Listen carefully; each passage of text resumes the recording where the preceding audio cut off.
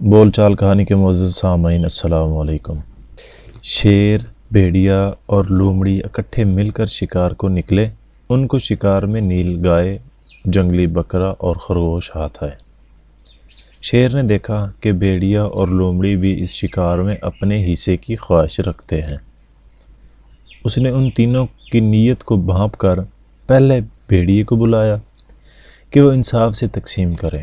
بھیڑیے نے کہا، بادشاہ سلامت، آپ بڑے ہیں، نیل گائے آپ کا حصہ، جنگلی بکرا درمیانہ ہے، وہ میرا حصہ، جبکہ خرگوش لومڑی کا حصہ ہے۔ شیر نے کہا، میرے آگے تیری کیا ہستی ہے کہ میرے ہوتے ہوئے تو انصاف کرے۔ اس نے بھیڑیے کو قریب بلا کر اس زور سے پنجہ مارا کہ وہ فوراً ہلاک ہو گیا۔ اس کے بعد اس نے لومڑی کو بلایا اور تقسیم کے لیے کہا۔ لومڑی نے باادب ہو کر کہا، جناب تقسیم کیسی؟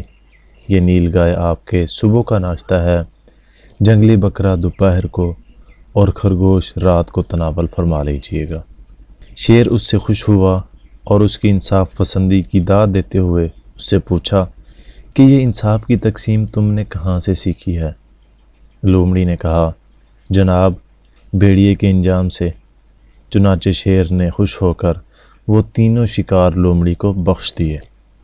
اس لیے کہتے ہیں کہ دوسروں کے انجام سے عبرت حاصل کرنا عقل مندوں کا شیوا ہے، یہ ان کو انجام بد سے بچا لیتا ہے۔